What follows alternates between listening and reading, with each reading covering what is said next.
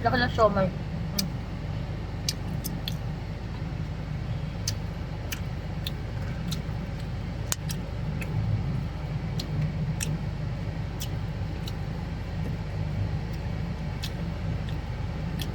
Kulang ng garlic.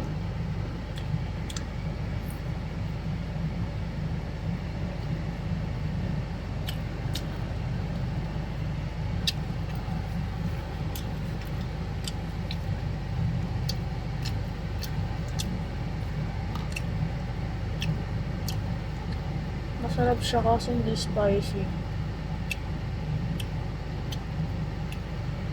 Tapos kulang ng garlic.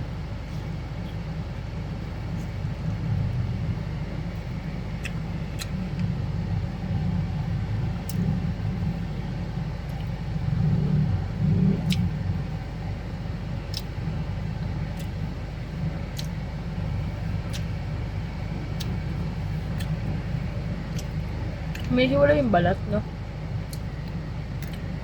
Ba't ganyan? Ay, yung buong buo yung pagkahiwalay.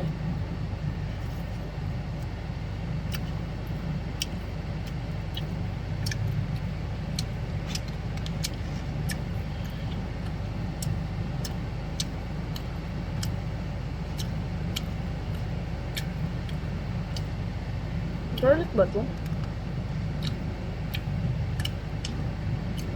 Parang hindi siya lasang garlic. Kano kaya to?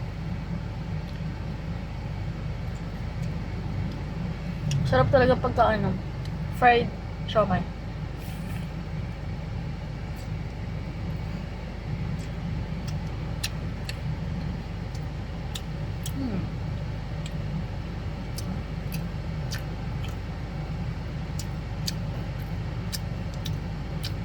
Parang may nalalasahan ako sa kanya na familiar. I mean, ibang pagkain siya na parang nasama dito kagad. Ibang taste.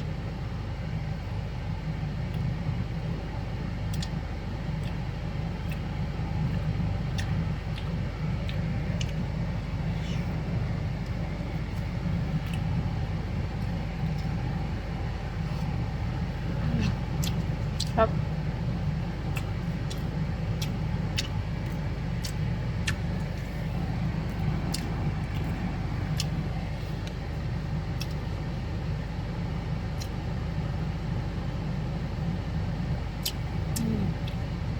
Hmm?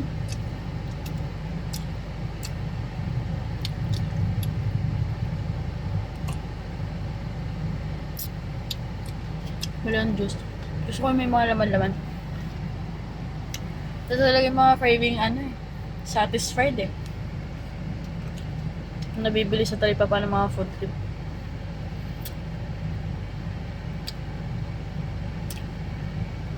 Nung high school ako, may nagtitinda ng ganito pero syempre maliliit pa yung siomai nila. Tapos, only fried garlic. Fried siomai din yun. Ano siya? Own recipe. Tapos ang hassle lang kung pipigain mo pa yung kalamansi na ganito tapos may mga kasamang boto. Kasi syempre, kapag kinuha mo yung ay yung ano,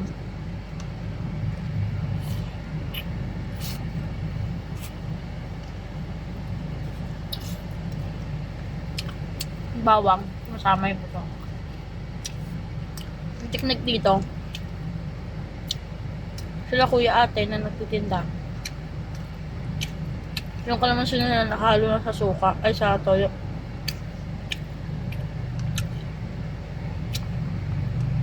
O diba? At just makakarami si customer. Subo lang subo.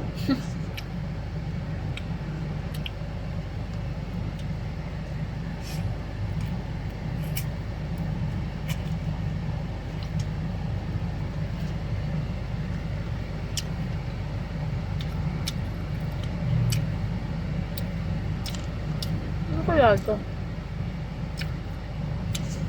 Pure pork kaya ito?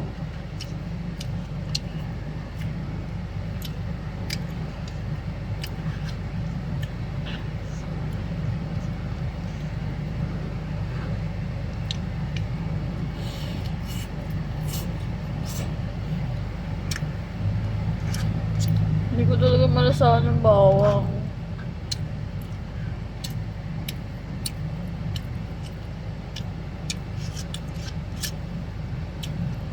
Sarap sana kung lasang-lasang mo yung bawang.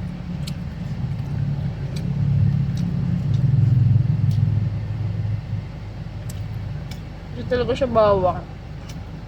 Hindi ko alam kung ano to. Ano yung itsura niya.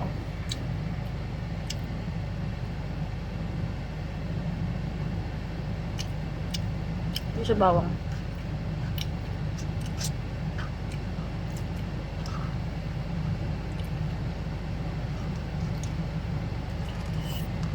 Kasi kahit na mababad siya sa toyo, kung bawang siya, malalasa mo pa rin bawang eh.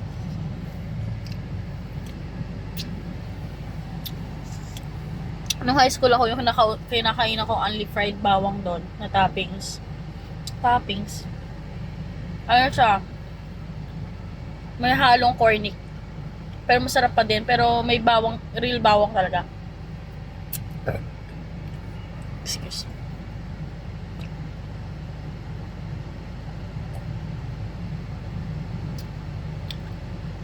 Sarap.